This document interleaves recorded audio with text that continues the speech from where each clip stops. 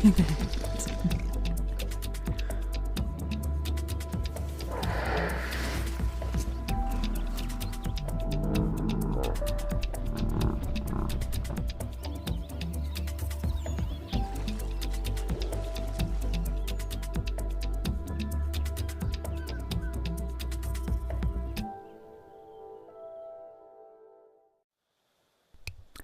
Well, hello everyone, good afternoon and welcome to Live at the Waterhole.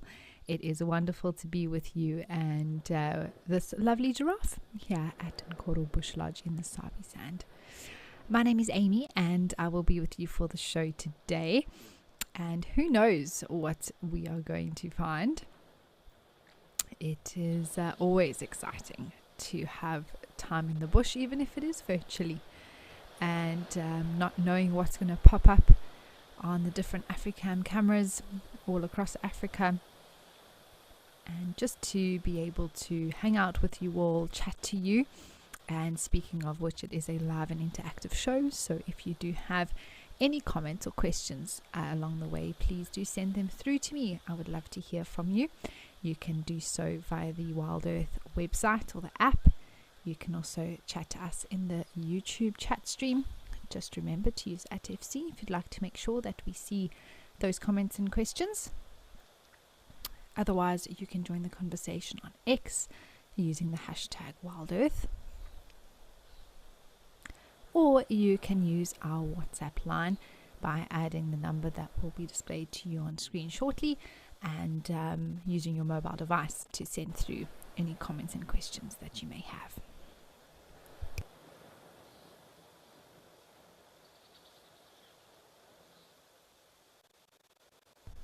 And it doesn't necessarily need to be about the animals that we're looking at.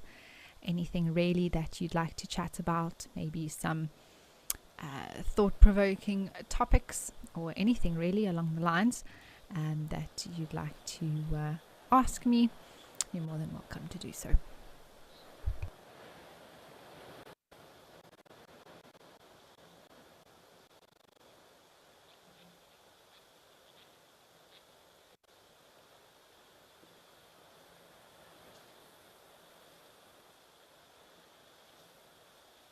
Oh, Jive Bunny, yeah. I will, I will not lie. It has been a busy few weeks, 2 weeks now, going into the second week here, but that's fine. It's been great, and it's always good. Sometimes the first few days it take a little bit getting used to, balancing everything out, but now I'm on a roll, so, keep it coming. Yes, the lines this morning at Sandringham were, oh man, just thinking about it, I have the biggest smile on my face. It was a real highlight, and it's always a highlight. But when you have been particularly looking for an animal, and then to find them is always extra special.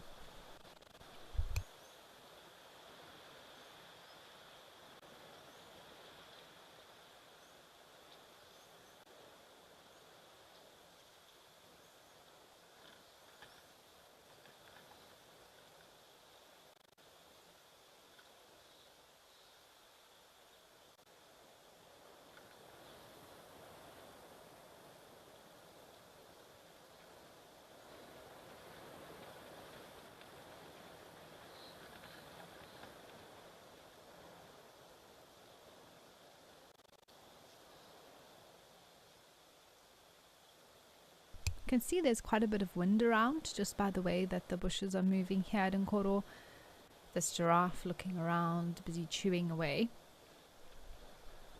Must be, it must be terrible as an animal that's trying to always be alert around them, to hear the constant rustling of leaves, because normally that sound alerts you to something moving, but here it's just everywhere all the time.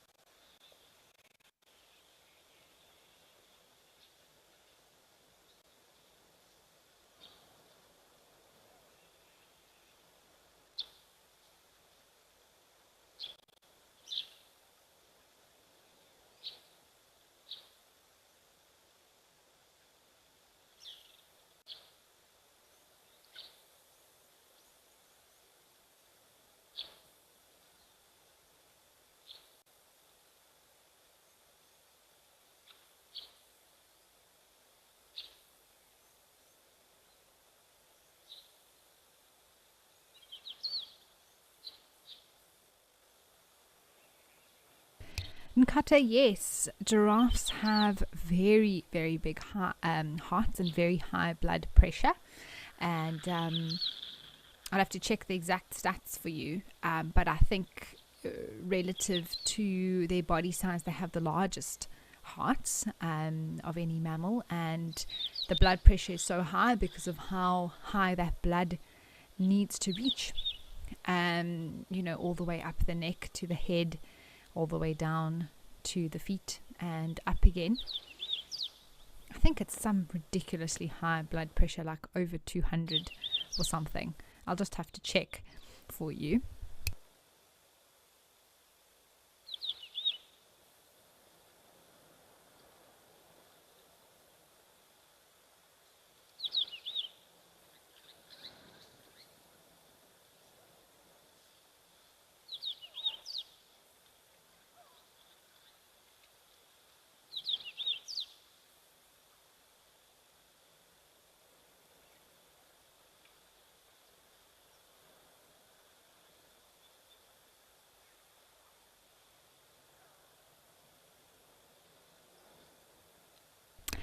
Well, Nkata, it is, I believe, 250, whereas ours is around, I think 120 is a normal sort of human healthy heart, blood pressure. So definitely higher. All right, we are going to head over now to a lovely scene at Roy's Dam.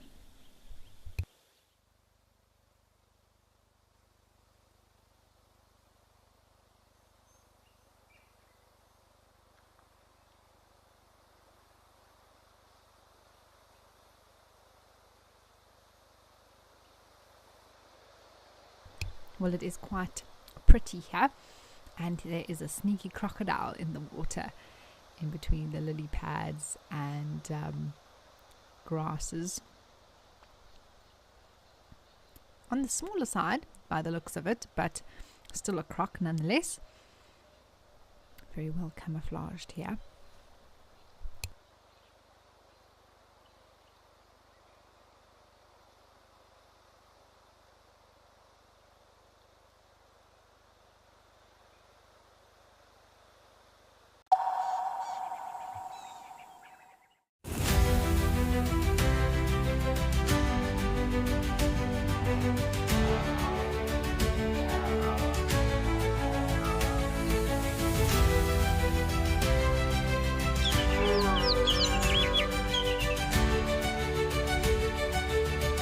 This is an unbelievable afternoon.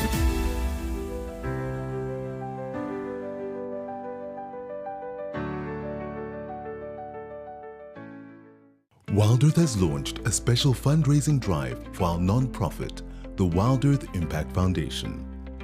We're raising funds to source, create, and showcase thousands of untold stories. Stories that spark real action in conservation and social impact. Visit our website to donate and explore how you can become a founding donor.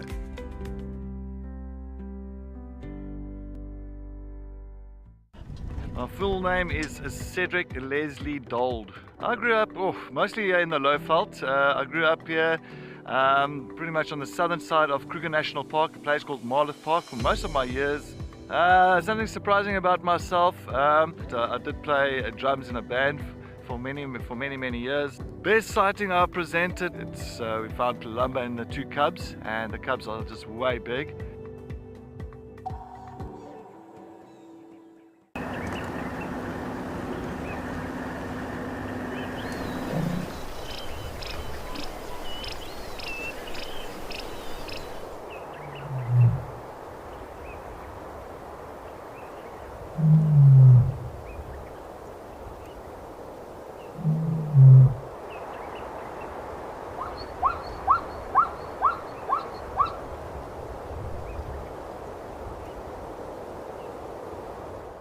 Safari, wine, and waterfalls.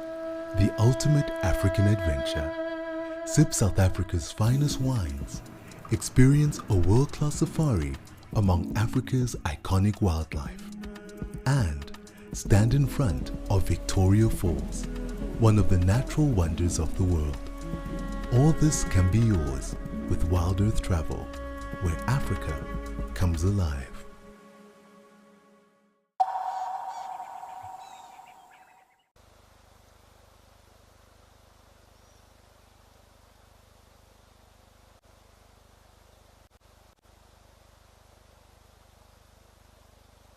Well, this croc has just been chilling here. A little bit of movement. I don't know if that's just the wind though. Whoa, that is a huge terrapin. Goodness me. I saw one and then I saw the one behind it and I was like, oh my goodness.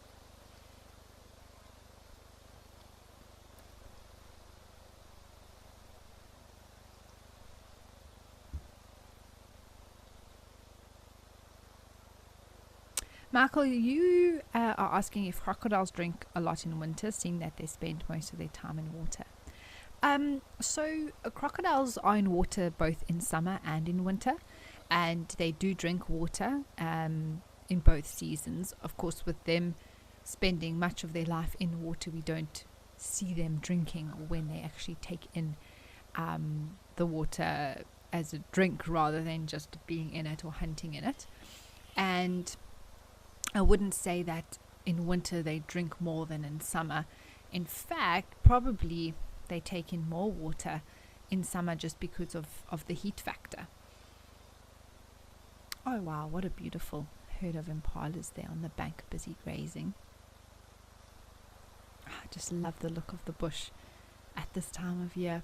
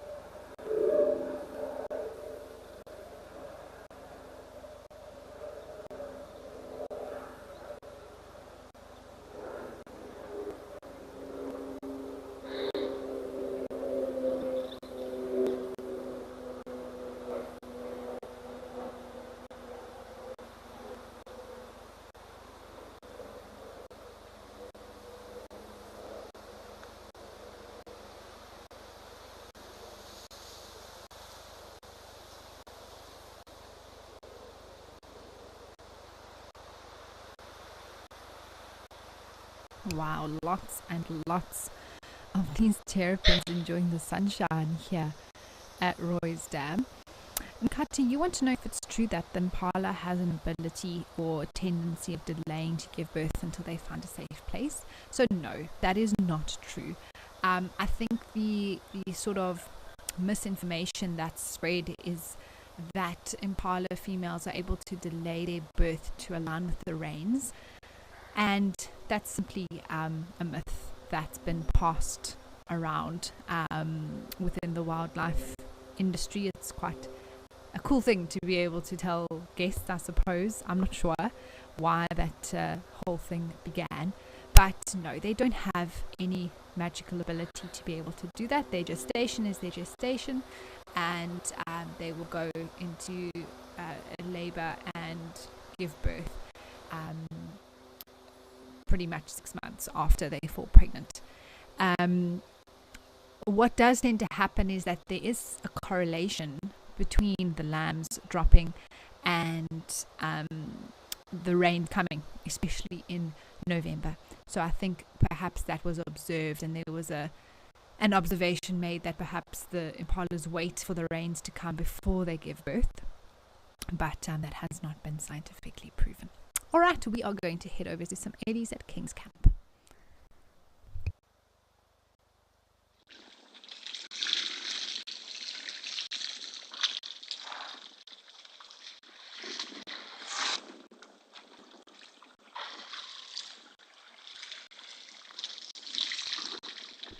Oh yay, this is just beautiful. Oh, there's a little one suckling there from mom as well.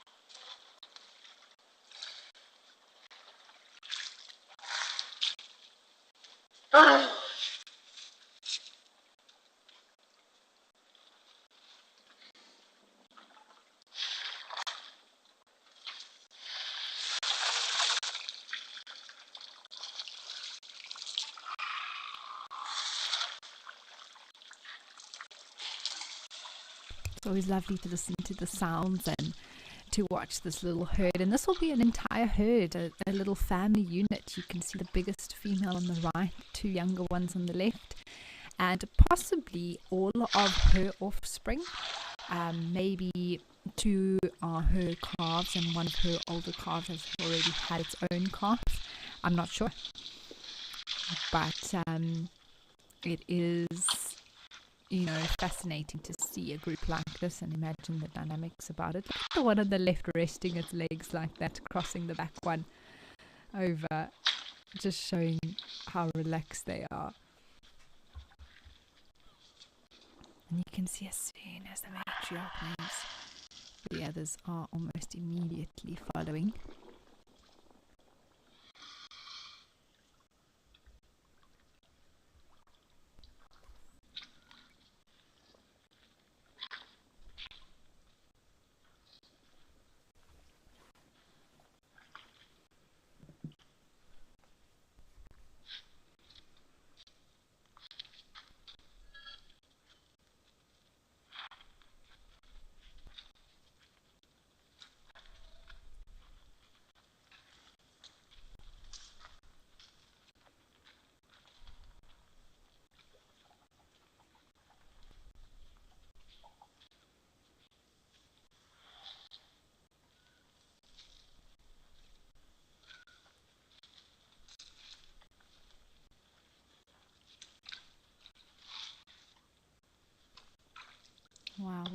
special little sighting of these elephants coming to drink here.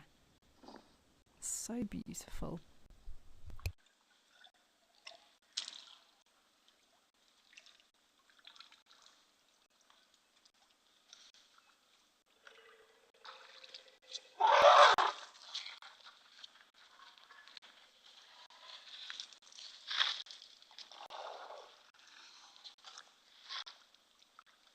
Oh wow.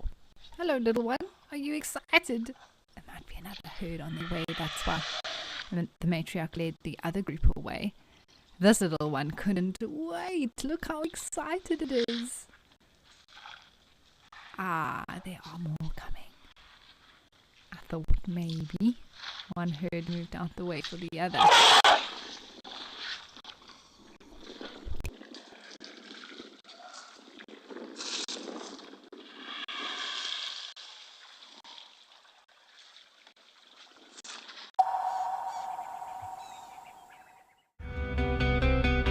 I feel it is a rosetted morning for us. So yes, let's see what we can find.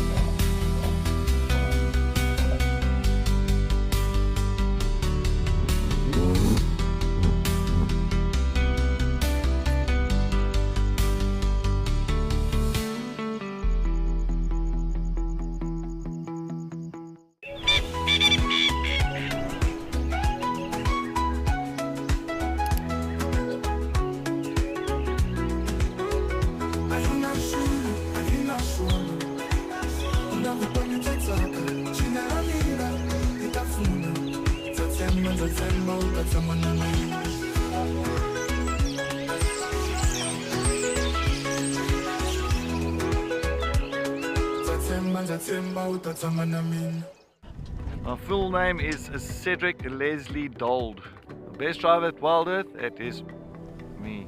I believe I'm the best driver. I think so because I've. There's a part of my job I say is just to try and look out for these animals, track them down. I love tracking animals. I love looking for fresh tracks, and if you can find them, it's just at the moment of accomplishment. If I wasn't a presenter for Wild Earth, I would be the drummer for AC/DC.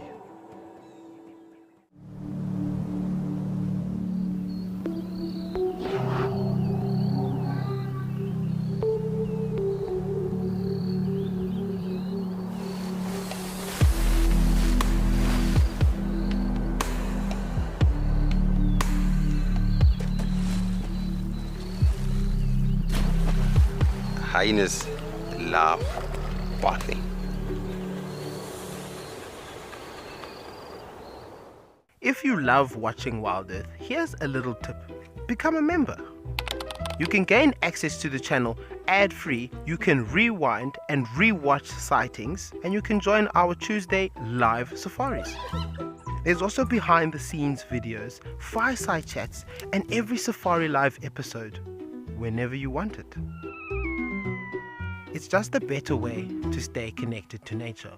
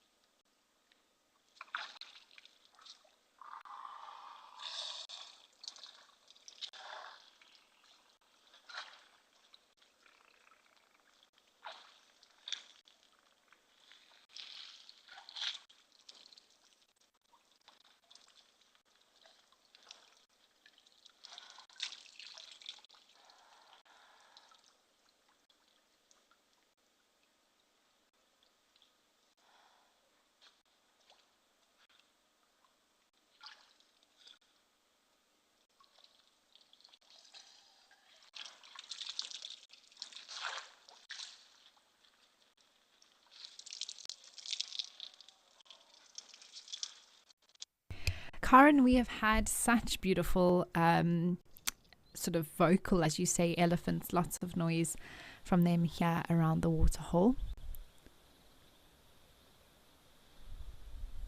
Oh, well, we've just headed over now to Tembe here, from one group of elephants to another. Daniel, I definitely think that is a huge part of this species success, and being able to have a really good survival rate for their young. And that is because of the fact that they're in a herd, the fact that they are very protective of their little ones, and having so many, like you say, their mother, but also the aunties and cousins that also play a protective role and have that instinctual sort of awareness and wanting to look after the little ones.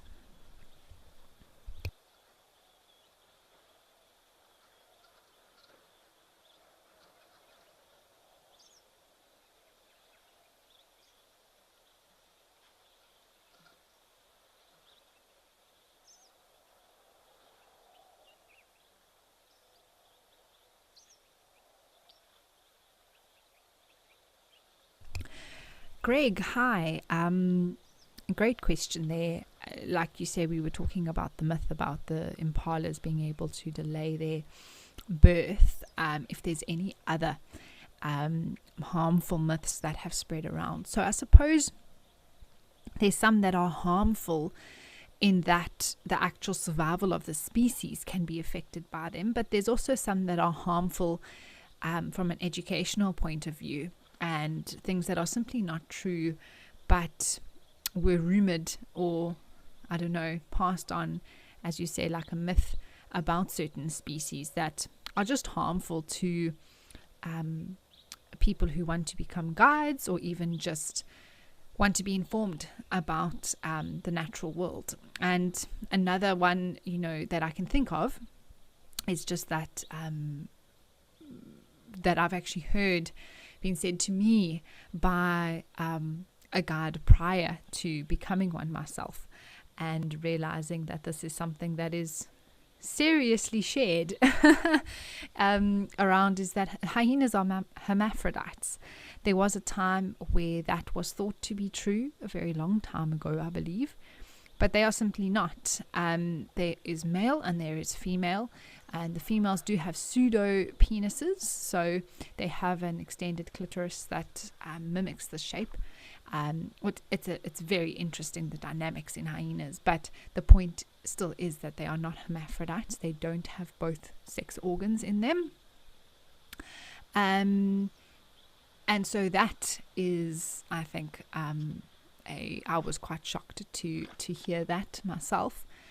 And then some of the other harmful myths that are truly affecting the survival of species is that, for example, of vultures, myths and beliefs around their sort of ability, that their body parts can be used in muti to provide, all sorts of things, whether it's to do with their eyesight, to do with certain rituals that they can be used in to help people, or to scare away evil spirits and those sorts of things.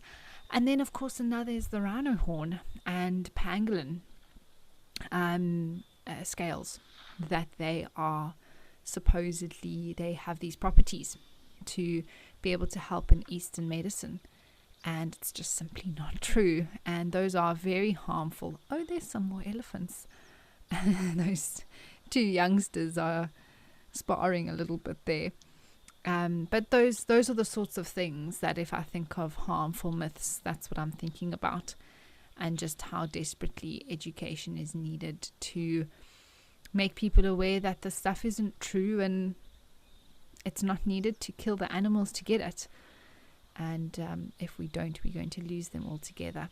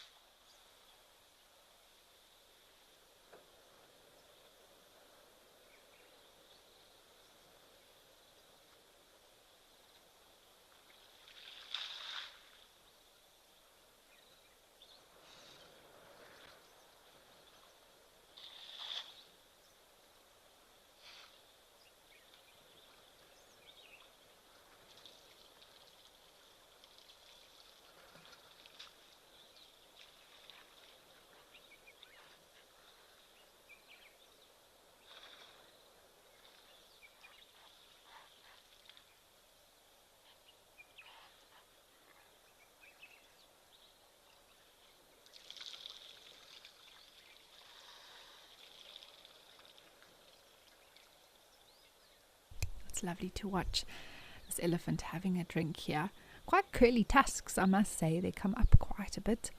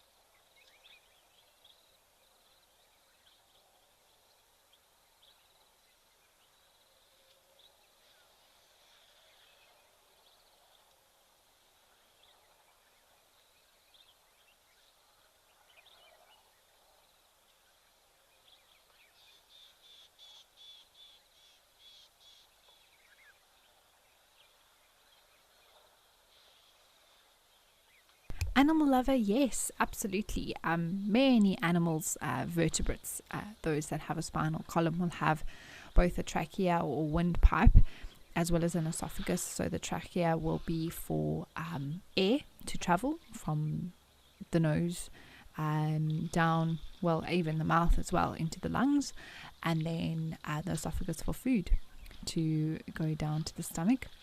It varies in length, of course. But in general, that is part of the anatomy of animals, including us as humans, to be able to breathe and eat.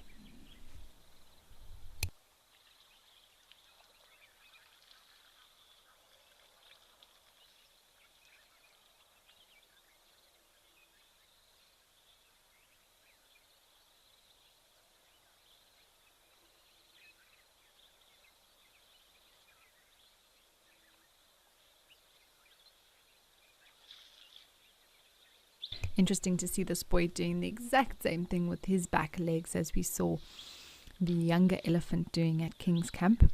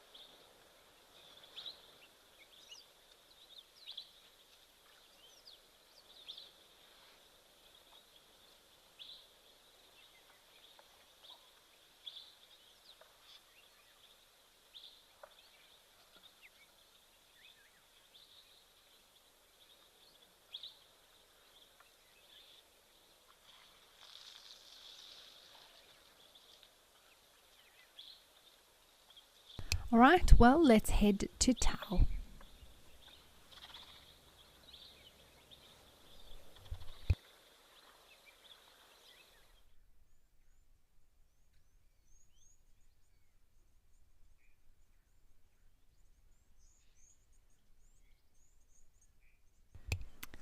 Looks like we have plenty of zebras as well as a troop of baboons that are moving through. I believe there was some action with the zebras, so we're going to stay tuned and see if there is any sort of fighting going on between some of the individuals. Zebra fights can be extremely aggressive, especially to stallions. Well, he's definitely showing us that he's the main man. I don't know where the other one is.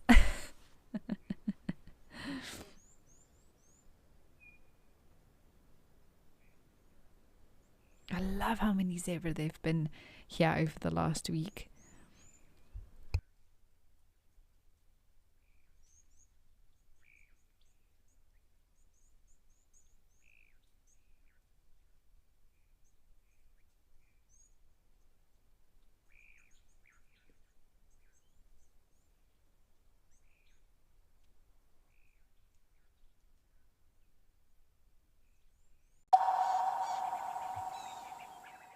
For years, we've shared virtual wildlife. Now, let's experience it for real. I'm Lauren Arthur, and I'd love to show you my amazing home here in the Greater Kruger of South Africa. This 5-night journey is an exclusive connection to my piece of untamed Africa. I live here in these gorgeous landscapes surrounded by epic wildlife. The wild is calling, so come and join me.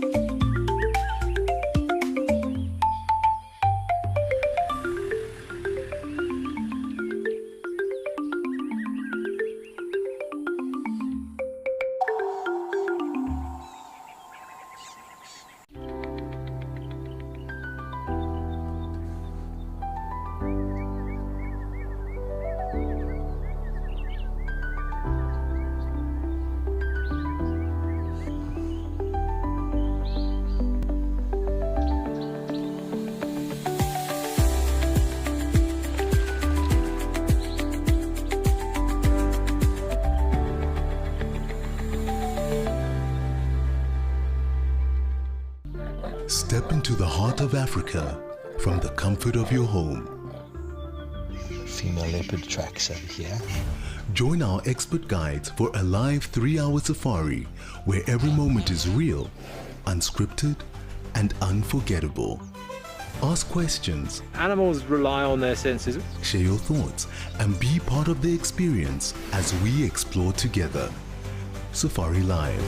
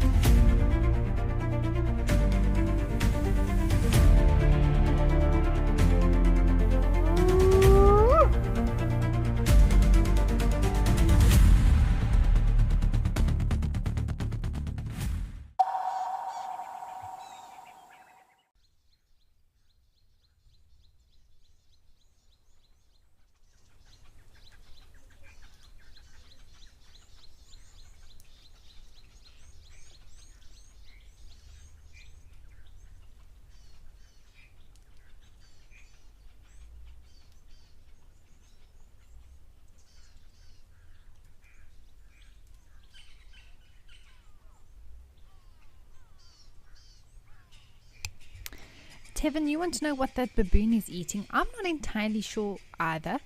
I think there might be some sort of grass seeds or even small fruit pods or seed pods from these greenish plants that we see growing here. Also looks like they're scratching a little bit in the soil. So maybe even insects that they're finding there.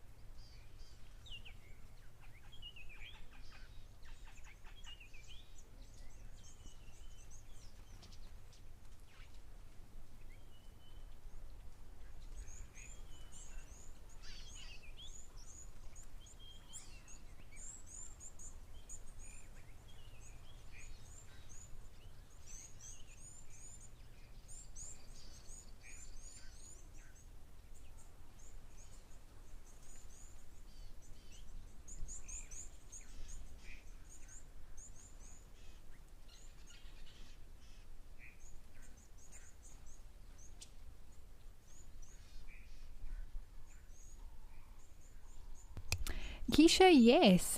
Zebras and baboons, interesting pair. I mean, I don't think that they're necessarily hanging out purposefully together. I think there are advantages to the fact that they're overlapping in this area right now. More eyes and ears and noses around. But a troop of baboons walking through an area like this could be something that can happen every day within a period, depending on where the baboons are roosting or hanging out at a time.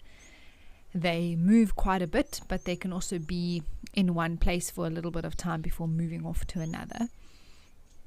And so it's very common for them to overlap with other animals. Greg, so what you're talking about there happens to female baboons. And yes, their backsides, essentially the skin becomes very red and inflamed, and this, I believe, is to indicate that they are in heat and ready to mate with, which the males can pick up on by sight, but also I'm assuming that there's a scent to them as well, that they can then mate with those females. Yes.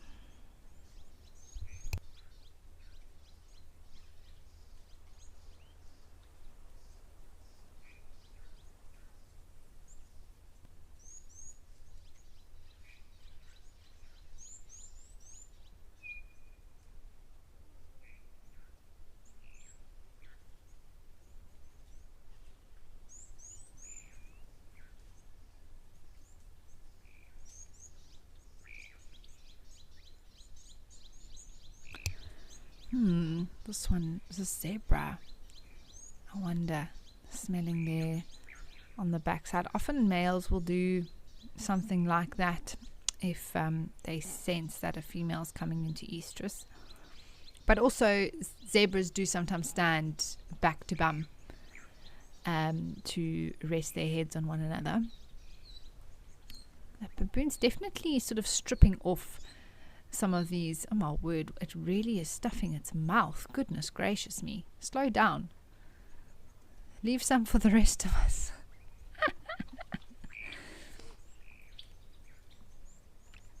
Karen, I'm not exactly sure if they have a preference. I think they very much opportunists to what's available. So it can be anything from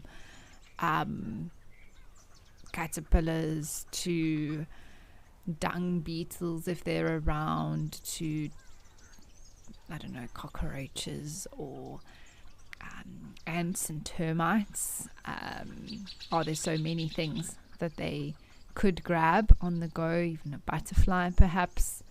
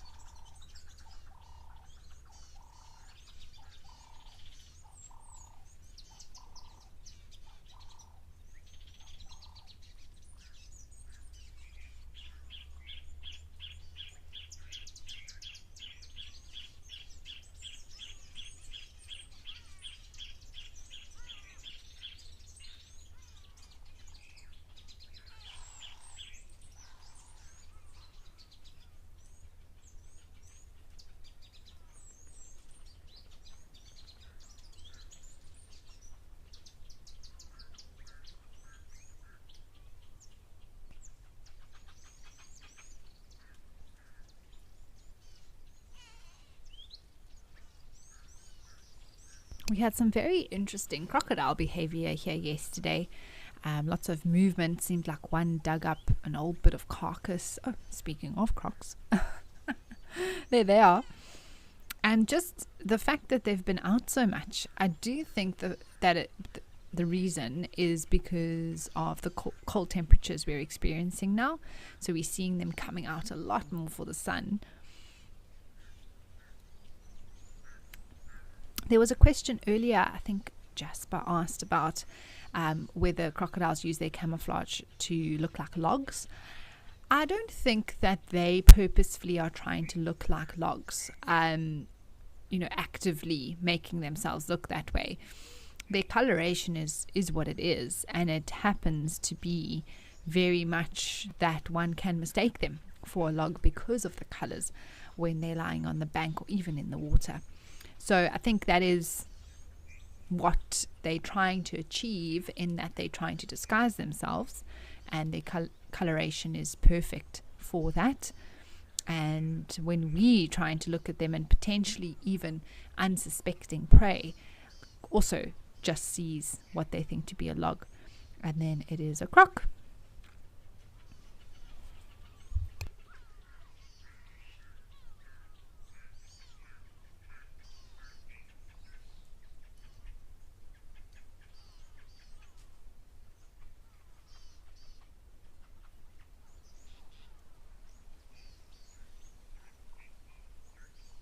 All right, well, we're going to leave Tau and head to Founders.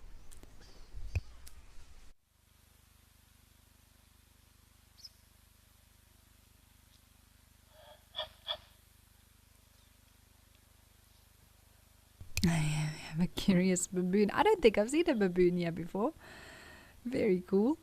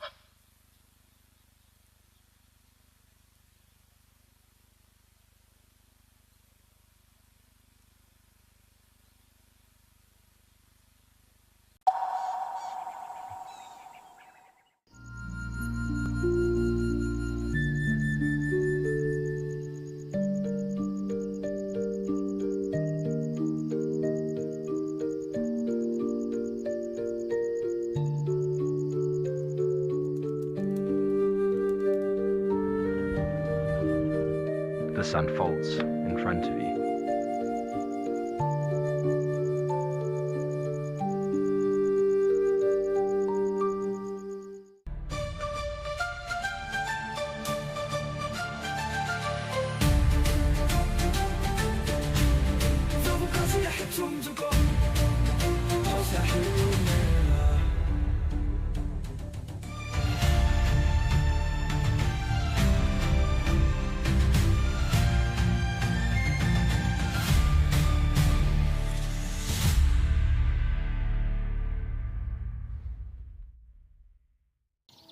I get to wake up every morning and go out there and look for cats. I get to create my everyday safari for myself. I grew up in the sort of central eastern suburbs of Johannesburg, fully qualified trails guide and a fully qualified nature conservationist. I love the wild places. I love being in the wilderness. It's probably one of the best jobs I've ever had and probably ever could have.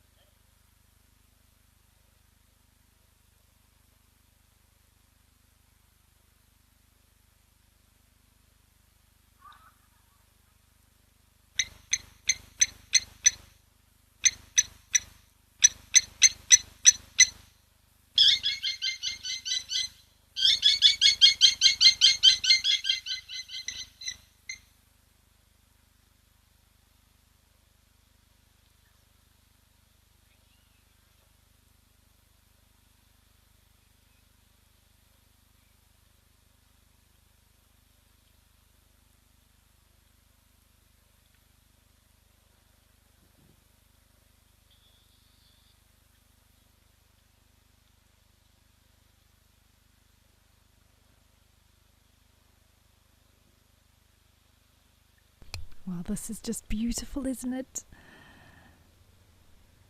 Lovely to see some chakma baboons around here at Founders. I don't know if anyone else has seen baboons at Founders. I mean, they may very well have come past before, but not during my shows, with Live at the Waterhole at least.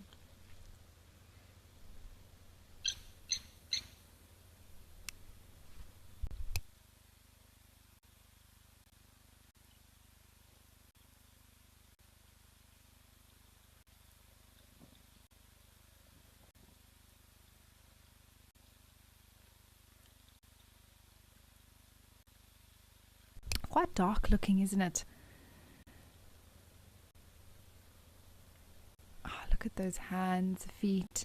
Michaela, you want to know how similar baboon palms are to human palms? I suppose just on the sort of glance, in terms of shape and size, it's quite similar, but they have much tougher hands. I mean, in terms of what they need to use their hands for in comparison to us, very well padded, but they also have the lines and things like that that we see on our own, and of course they are much how do I put it, rougher in texture as well, thicker padding, and yeah, just slightly more leathery, and then of course covered with fur on the top side.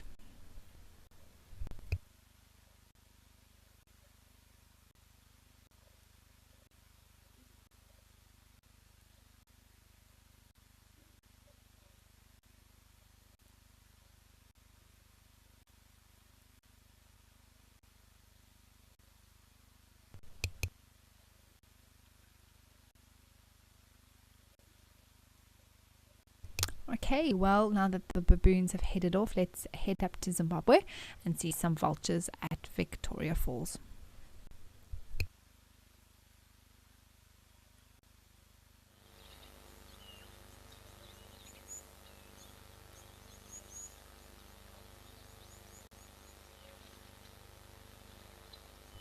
Oh, beautiful. White-backed vulture here, also a yellow-billed stork I saw sneaking off in the background.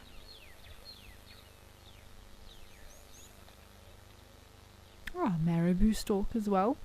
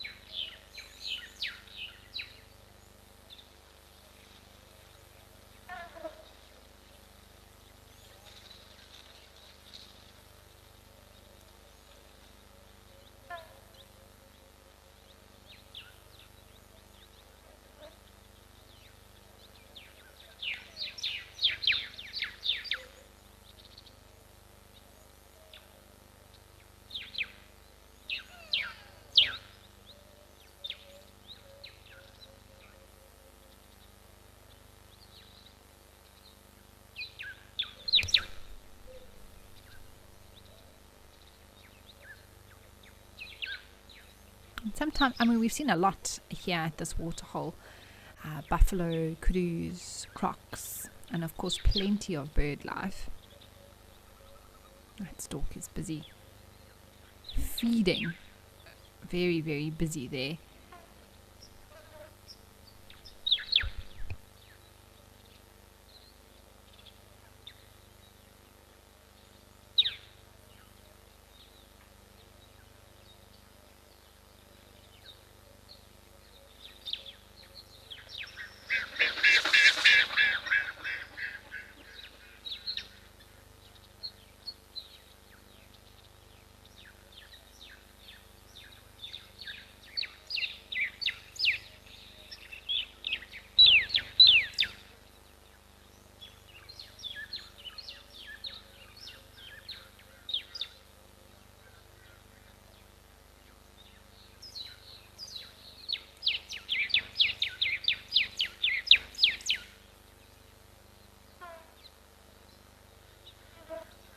Wow, look at all those vultures up in the tree. Now, this particular lodge is part of a vulture feeding program to make sure that they are provided with clean carcasses, which clean meaning unpoisoned. And we've recently had, I believe, more than one tragedy when it comes to mass vulture poisoning, but it's sort of been highlighted of late, and it's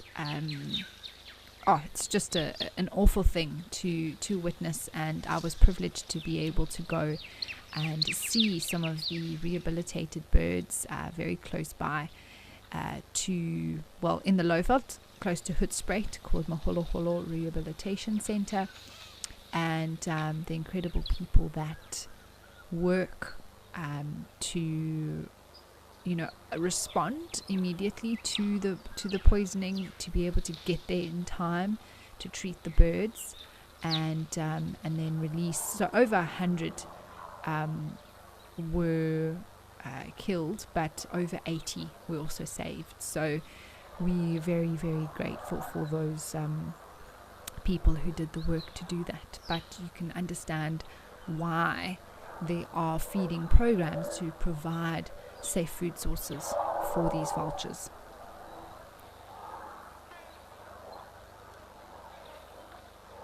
If you would like to see the what was put together, a little bit of a story that we did on that, you can head to our social media.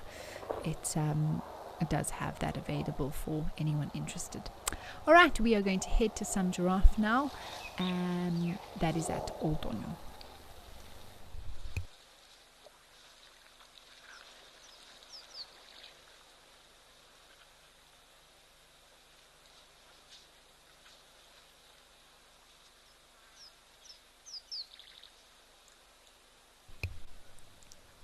Just beautiful.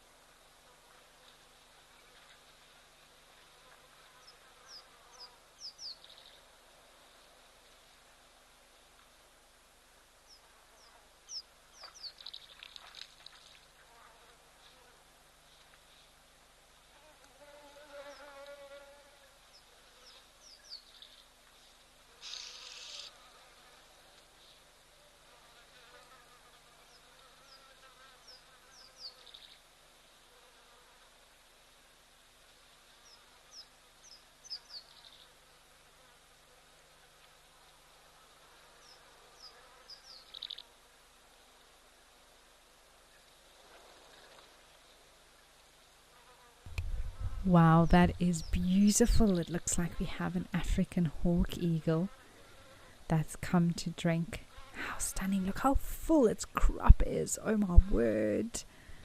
It's definitely had a meal recently.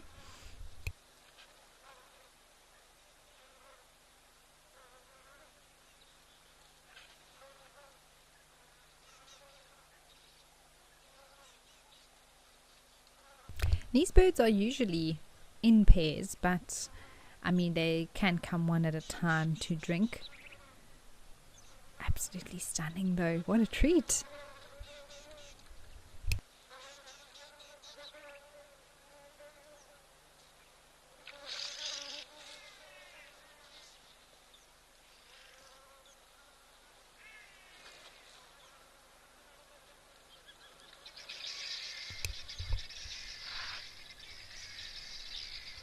Seems that the giraffe spooked it a little bit. Oh, there we go. Is that the other one or is it the same one? I'm not sure.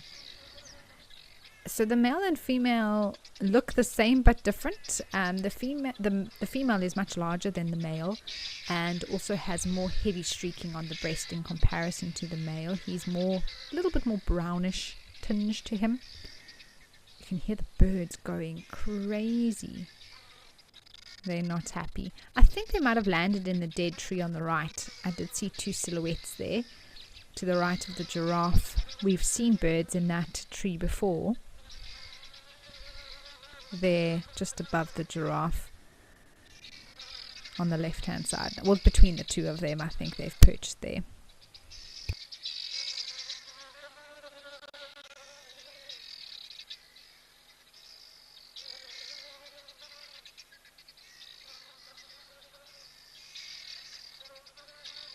And there we go. How cool is that?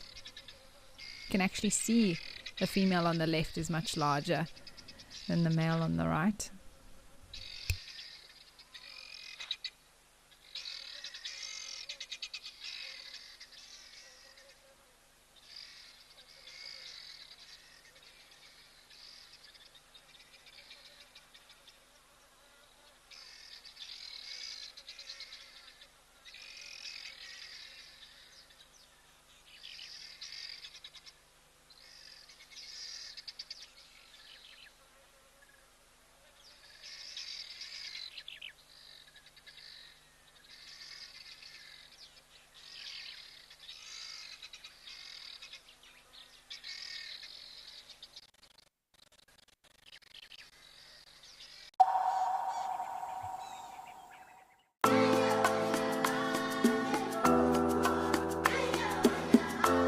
We have just had our efforts paid off.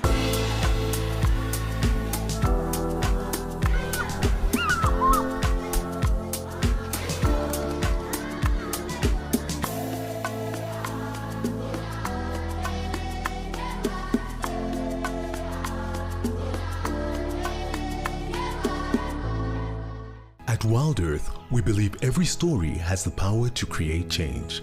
That's why we've launched the Wild Earth Impact Foundation, a non-profit dedicated to conservation and social impact. By showcasing conservation stories, we can change lives, protect nature, and empower communities.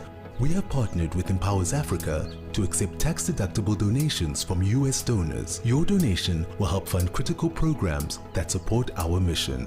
Join us and be part of the change. Best sighting I've presented. I found myself with wild dogs. We chased the dogs around, chased them around. They ate an impala. We got the end of that. Then another impala went into Gowrie Dam down the road there, and the wild dogs went around. Eventually the impala came close to the bank. One wild dog went and grabbed it and then just pulled it out and just did what wild dogs do. It was an emotional experience, but it was very, very special. Join our expert guides at dawn for a live, immersive safari as the bush comes to life. Found ourselves a chameleon, and look how he's changed color. Every sunrise brings new discoveries. Pound for pound, a leopard is one of the strongest cats around. Ask questions, share your thoughts, and connect with nature live and in real time. Great excitement, great happiness. Start your day with adventure.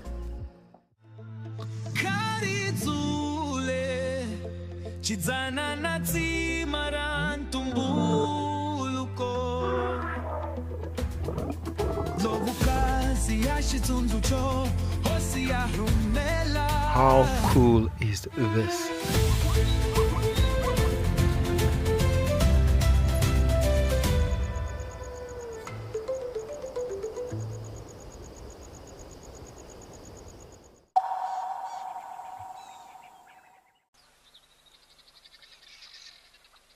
I think those birds just mated. Yeah, that is just what happened there. The one on the left being the male mounted to the one on the right. That was epic. It's like, what's going on there? But wow, unexpected. It is time now. We have a pair on Sandringham at the moment that built their nest and will be mating and laying eggs and incubating, and the whole process beginning now. So that was very cool.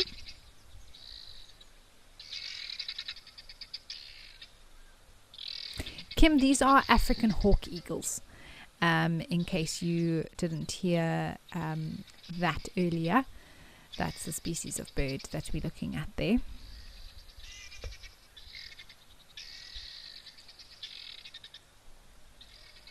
All right, I believe there are elephants that have come down for a drink, so we're going to head over to them.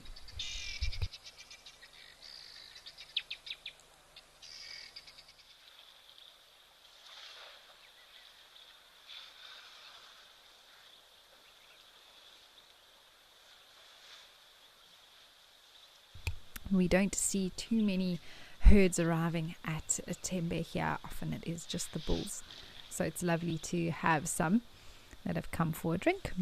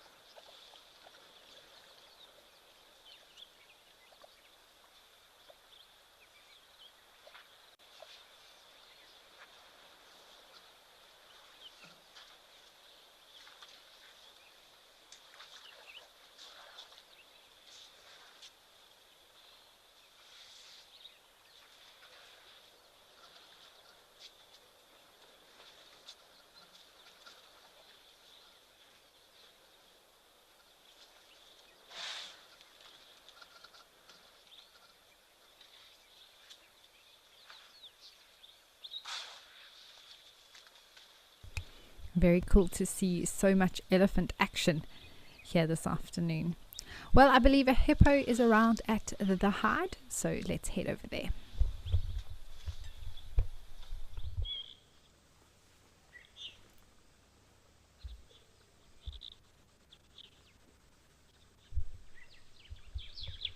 Well, always cool to see a hippo out the water, and with the cooler temperatures we do tend to see more and more of this behavior. Hippos feeding during the day, and great opportunity to share it with you for those who may not have ever seen a hippo out grazing so close like this before.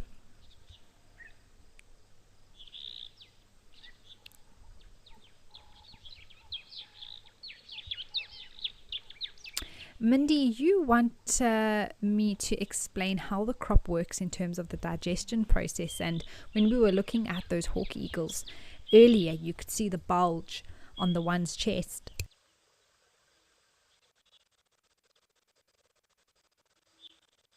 And that is from the crop. And we see that in vultures, in lots of birds of prey, you notice it. And of course a hawk eagle is a bird of prey. Many other birds also have crops, but it is quite emphasized with these birds who feed on carcasses and things like that, or even if they kill their own prey, like a hawk eagle would, they still fill their crops. And basically, Mindy, how that works with the digestion process is that it's basically a little storage facility that the bird has to put in extra food that it can't fit in its stomach immediately. So it's like a little takeaway, essentially. And what happens is that a bird's stomach is divided into two parts. The first part is filled with sort of enzymes, digestive juices and things like that to break down, soften whatever it is that they're eating. And so that gets full, it takes time for that to soften. The other bits of food that, because if they have enough food available to fill their stomach, and then there's even more, that will then go to the crop and be stored there. And later on, once that first stomach has digested and moved on to the gizzard, which is then the next section of the stomach, the food from the crop will move into that first section and then also sit and soften before moving to be crushed in the gizzard. So I hope that explains it to you, Mindy.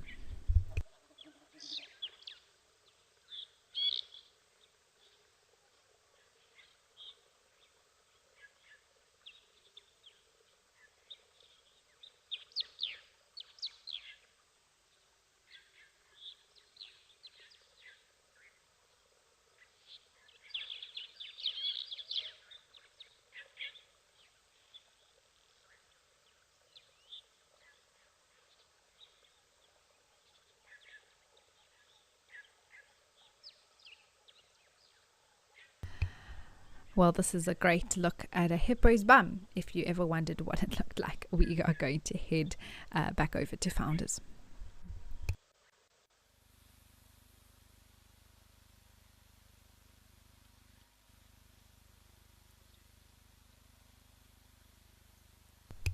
Oh, how beautiful is this?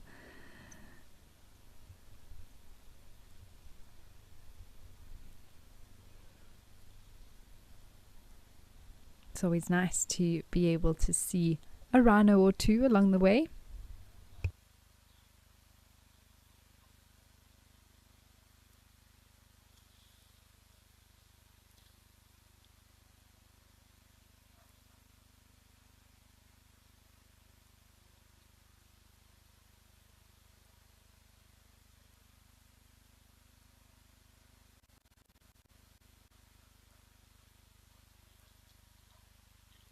Well, that was just a quick little hello, but we may see some others arriving. We've always had such luck here at Founders with many animals that come to this waterhole.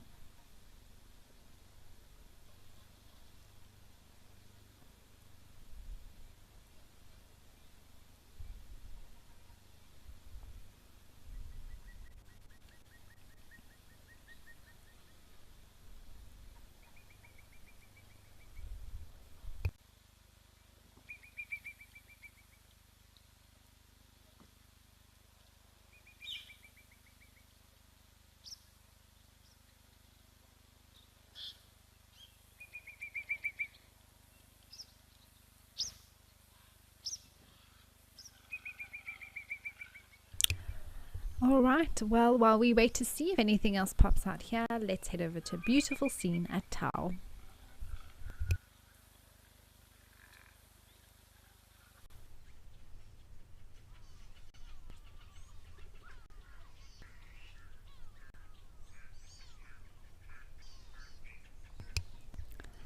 Wow, this really is beautiful. Look at the, oh, I love that these elephants come to this spot and we get these beautiful reflections of them. Looks like some yellow-billed ducks and zebras. Oh, wow, the sky is clearly very blue there today.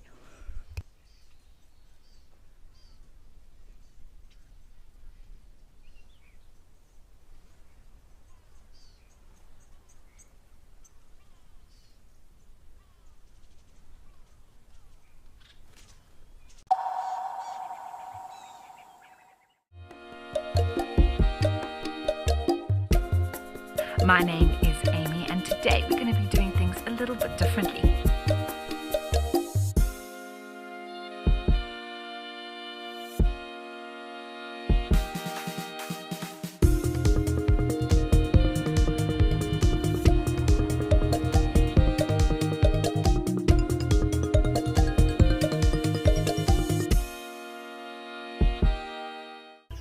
South Africa's wild places are closer than you think, because Federal Airlines brings them to you.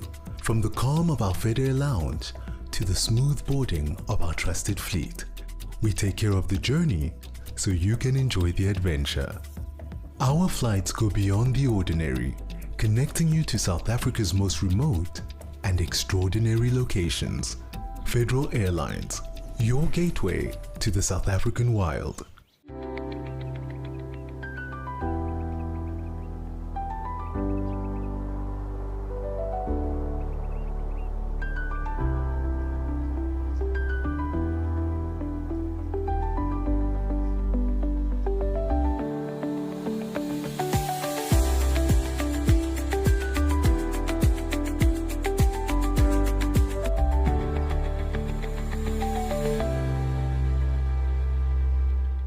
Join our expert guides at dawn for a live, immersive safari as the bush comes to life. Found ourselves a chameleon, and look how he's changed color. Every sunrise brings new discoveries. Pound for pound, a leopard is one of the strongest cats around. Ask questions, share your thoughts, and connect with nature live and in real time. Great excitement, great happiness. Start your day with adventure. Are you ready for the adventure of a lifetime? Wild Earth Travel's newsletter is your passport to a magical journey. Explore exclusive travel options featuring special offers at stunning Wild Earth locations and all hosted by your favorite presenters. Don't miss out. Head over to our website and subscribe to the Wild Earth Travel newsletter today and stay in the know on all our unforgettable adventures. Wild Earth Travel, where Africa comes alive.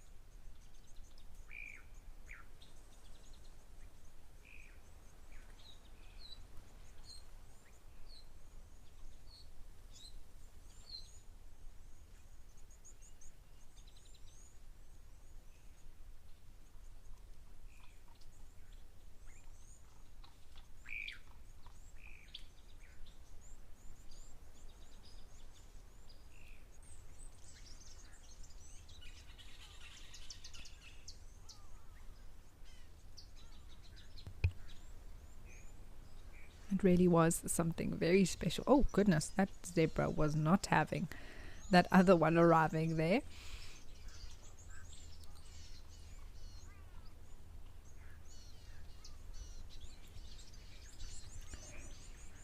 Spas, you'd like to know if I've ever seen interaction between rhinos and hippos. I don't think I have.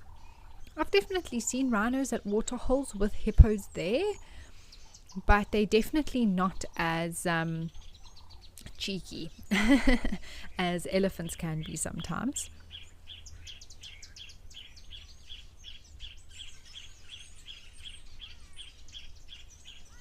Sure, animal lover, I think it's very rare.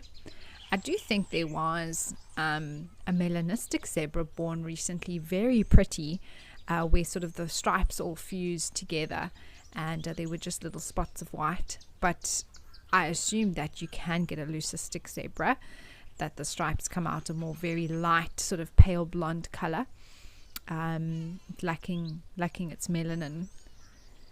But I don't know if they're born without stripes entirely, just like a white horse. I don't know, animal lover, but I'm not going to say it hasn't happened, because there's always somewhere in the world that something like that, even if it's been bred like that it has occurred. But naturally, I think the genetic pool is varied enough for us to be consistently getting zebras with stripes.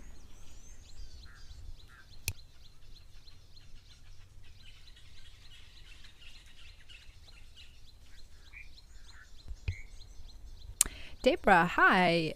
You want to know if zebra stripes get darker the older they get, like with giraffes? So, in a way, they do get darker from being a foal all the way to maturing into an adult. But once they are of adult age and those stripes have gone black, they don't get any blacker. So it's not a way that we can age the giraffe, if I can put it that way. Oh, sorry, age the zebra, the giraffe. Foals are generally, their stripes are quite chocolate brown when they are very young, and they get darker as that sort of fluffiness sheds and their adult coats come through. But once that's come through, they don't really get darker and darker.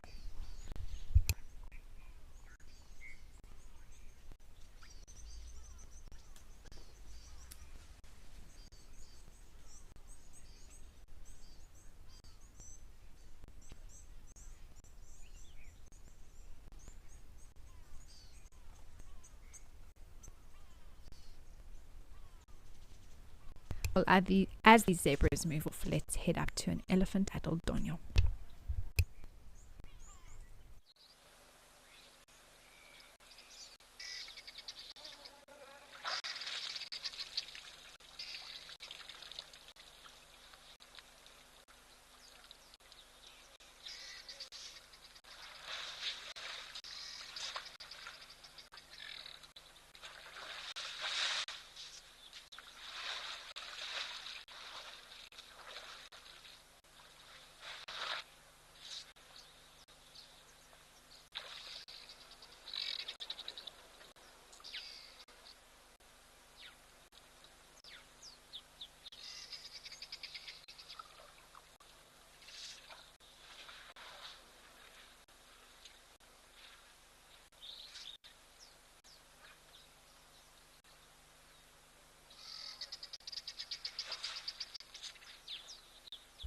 Well, I really could watch a scene like this all day. Goodness me, what a beautiful bull here. We had a few, was it yesterday or the day before?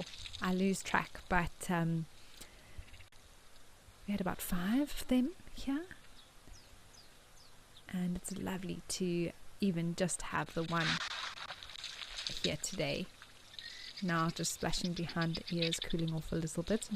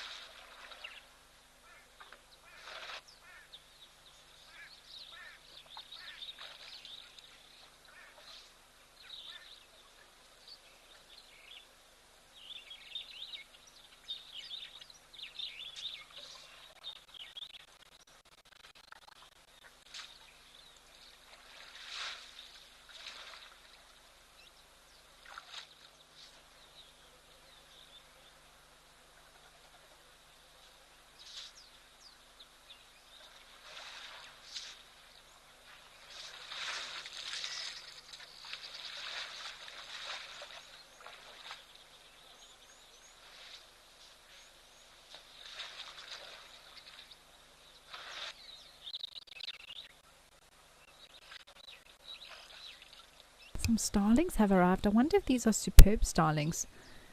They are so beautiful. They've got this sort of chestnut chest with this white band.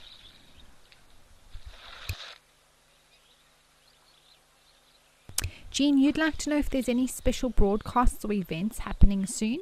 So tomorrow is World Environment Day, and so our drives are going to be filled with special extra bits that are going to celebrate all things about our wonderful environment.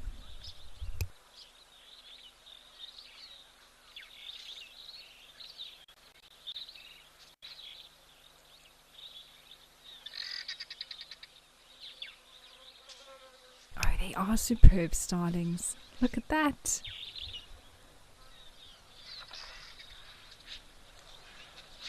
I haven't seen them here for so long.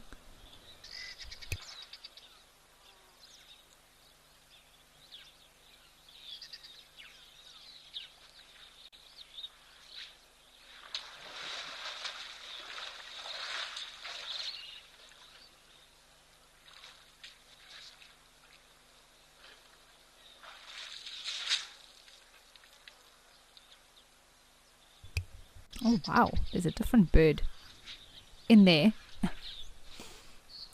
I'm not sure. Looks like maybe a babbler. I'm not sure what that was. Very brief glimpse, but beautiful starlings nonetheless. And of course the elephant.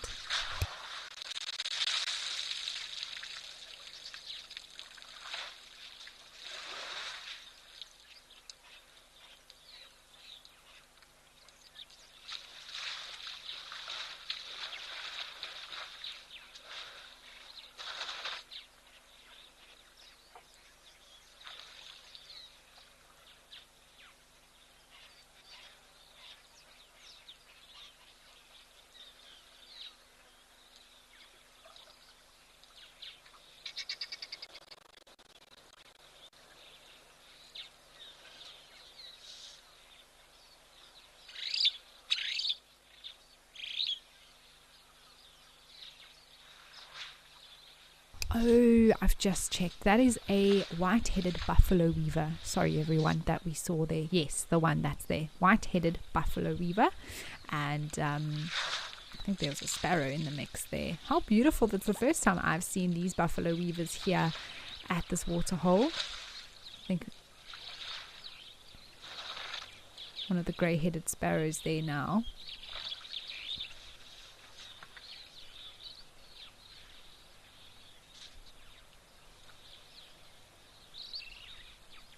Very beautiful there, the starlings back.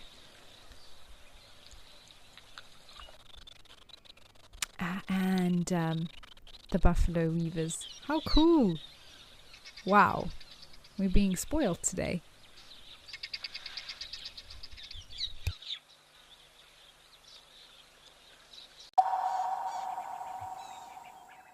Experience the magic of the wild on an unforgettable 4-night safari at Mabula Nature Reserve.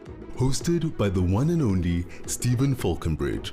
With Steve as your private guide, you'll gain incredible insights into Africa's wildlife, leaving with knowledge and memories to last a lifetime. Get hands-on with conservation, track elusive cheetahs, and even take to the skies on a hot air balloon ride. Wild Earth Travel, where Africa comes alive. What does it take to handle the wild? Balance. Determination. Focus. Yaku!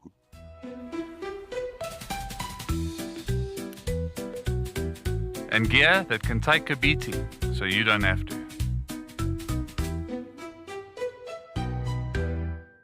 My full name is Mpho Tikani. I grew up in Soweto. My first animal that I filmed said dog. Okay, no, wait. My first animal that I filmed, I think it was an impala. Best sighting ever, I would say it was actually this year, 2024. But it was this Cedric when we had Mulwati and TP on a warthog kill. I think we have to cut it. Step away from your daily stress and escape into nature with Wild Earth. Immerse yourself in the wilderness and become part of the natural landscape. Watch as everything comes alive. Join us as we slow down our thoughts, put aside our distractions, and reconnect with the wild.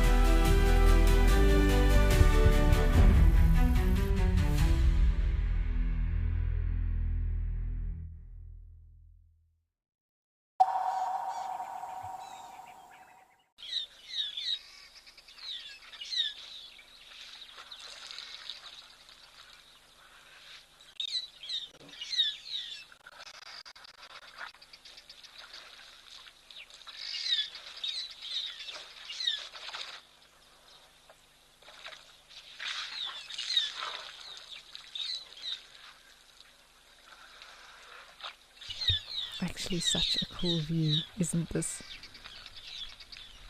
Oh, is there someone else here? Oh, we have some more elephants arriving. Hello, beautiful. Oh, wow. Amazing. I'm so glad we stuck around.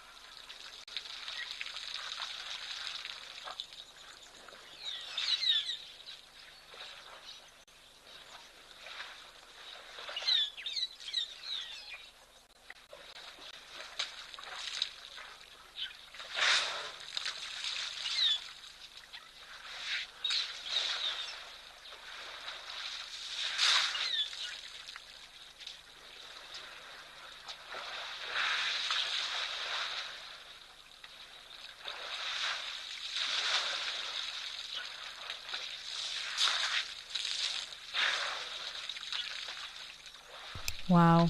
Well, sometimes the sighting really can speak for itself, everyone. I hope that you are enjoying watching these boys cool down here at the water as much as I am.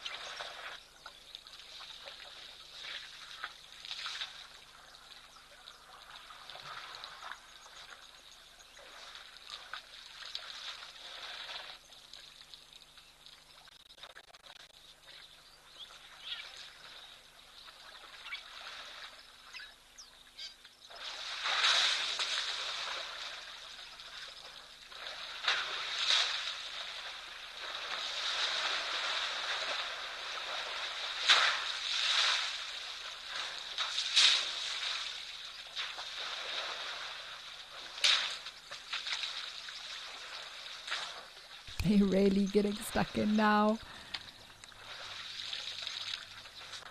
Cooling off. Oh my goodness.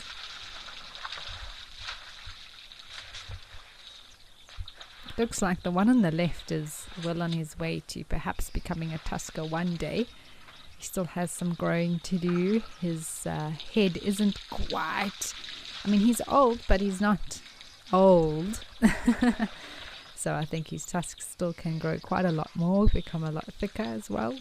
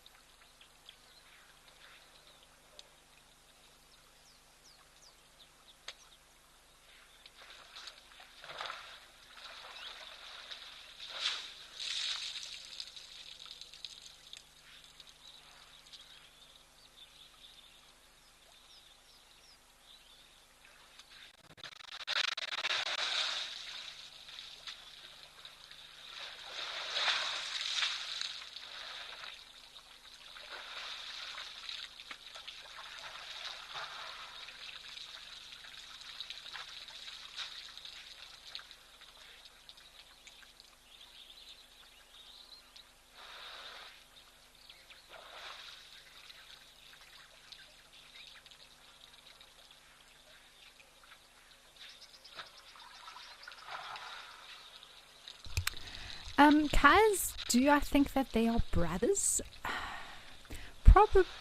Probably not, but I don't know. They could be cousins, and I suppose if one female has two calves that are about 3 to 5 years apart and they're both male, they could leave the herd together at a similar time, or at least meet up again. So it is possible. But in all likelihood, they probably unrelated, or maybe they share some genes because an area, genetics do circulate like that. But direct brothers, the exact same mother and father, genetically, I'm unsure, but it is possible.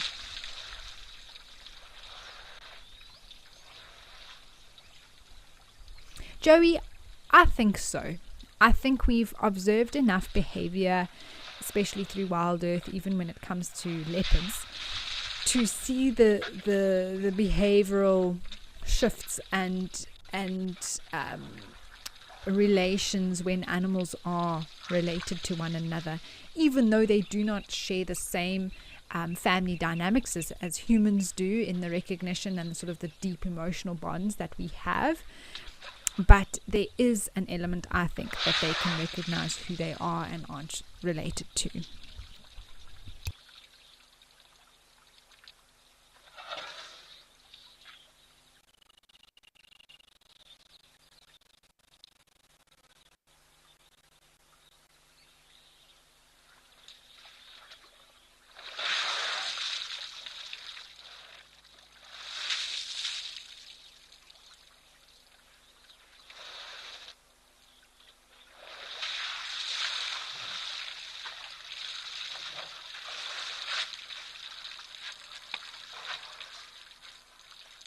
Clearly this boy was very hot, really wanting to cool down.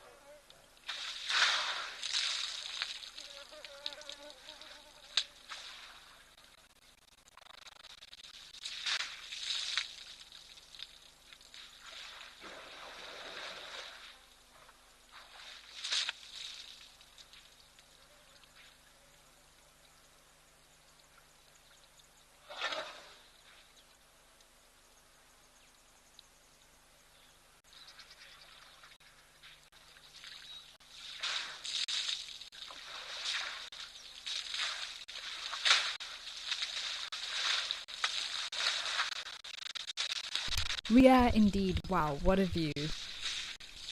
What a view indeed. This elephant. I'm really enjoying how he's splashing himself like this. Very vigorous.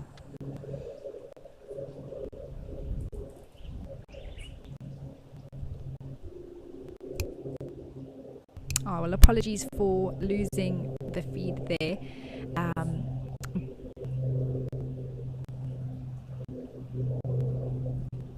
But I think we can head over to the lovely tower with, I think the zebras are still around.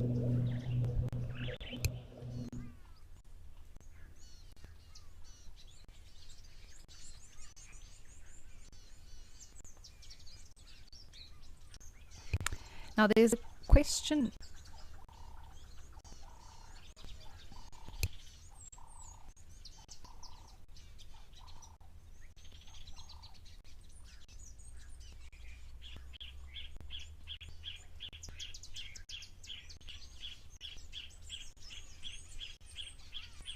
There was a question earlier regarding if a quagga still exists, and that species went extinct, I believe, in the 19th century. So no, it does no longer exist.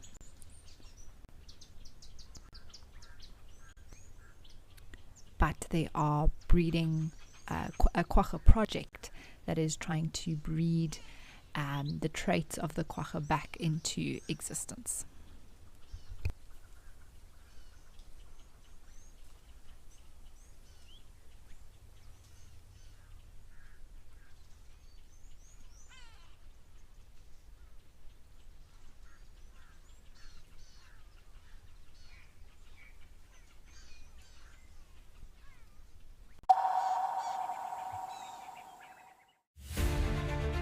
I met this remarkable rhino bull, whose name is Samson, last year in a place of extraordinary beauty, history and story. I'm going back there to see him in October, and I think you should come with me to his mysterious mountain fastness.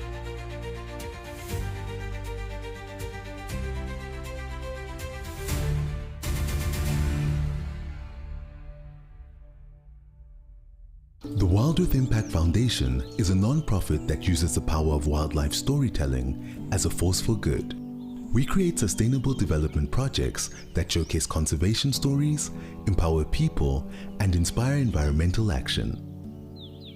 As a registered South African PBO, you can make a tax-deductible donation to the Wild Earth Impact Foundation. To find out more, visit our website.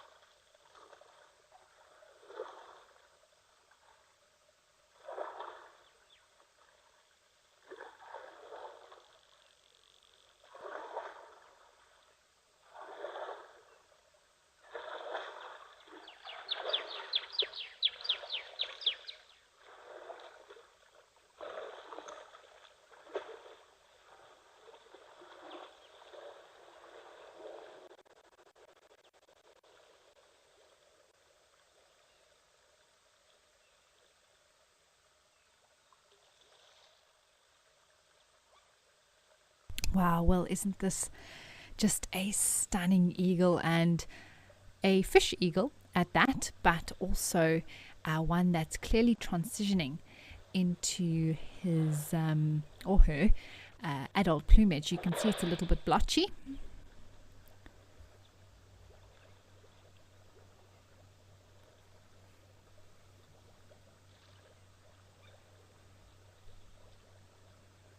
Those wings are still getting their darker colors, and basically what happens is that over about a 5-year period the fish eagle molts, and basically that means feathers fall out and new ones grow, and then give it its full adult colors. It clearly has the white chest coming through, and the brown is almost there, and brown and black on the wings and the lower belly.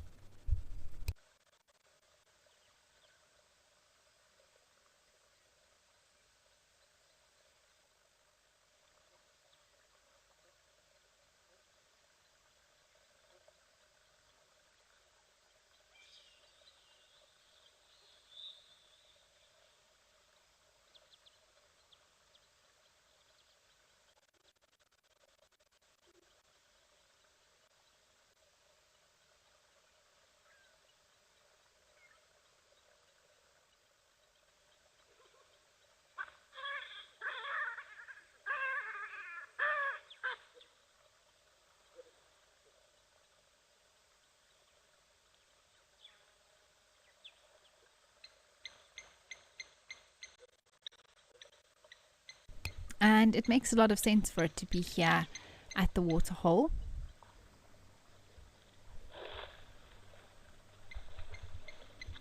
Of course, a huge part of its diet being that of fish.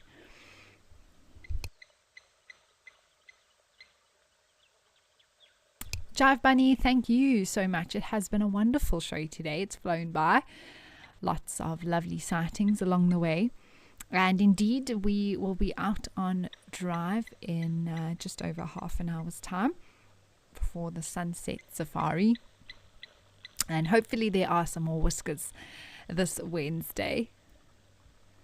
You never know, there are no guarantees.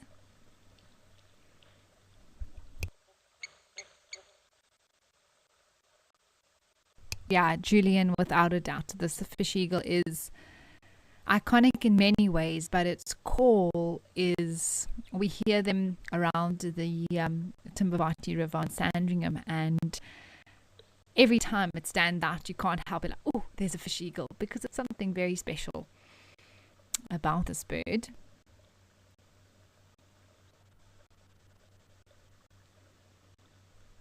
And when a pair sort of flies together or calls together, they can call in flight or perched, and they have this very interesting technique where they throw back their heads in order to create the sound. I'm assuming they need to do that.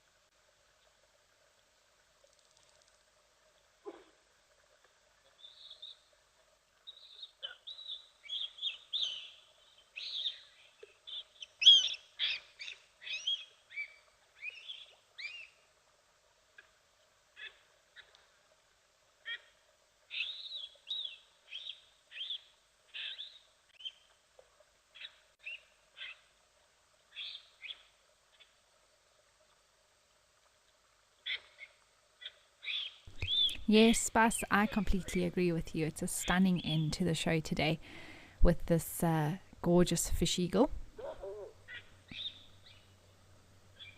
They're quite widely spread throughout Africa, and very much here at Hwange National Park in Zim as well. Oh, are we going to see a bit of preening? It's interesting how the juveniles do look a little bit messy. But all part of it. Growing up and becoming an adult.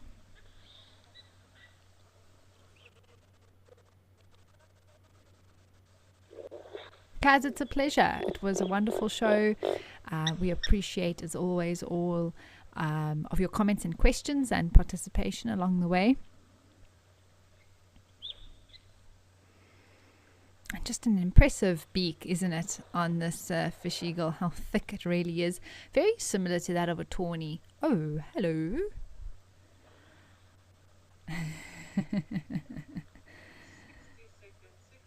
Giant of the land and giant of the sky in one shot. That was a nice surprise.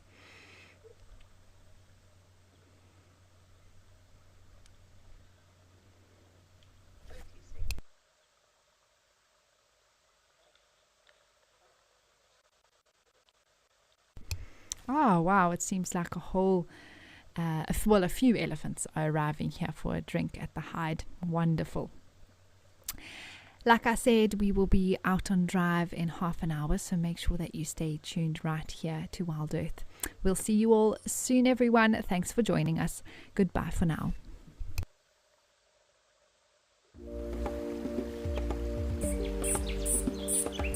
Welcome to Safari Spotlight. Come with us as we discover some of South Africa's most wild places, the Lowveld, the Eastern Cape and the Waterberg. We'll track and hopefully find some wonderful wildlife while basking in the magnificence of these landscapes, all filled with a sense of African wonder. If you like what you see on Safari Spotlight, you can visit these wild and special places by visiting wildearth.travel. We'll plan your dream African safari.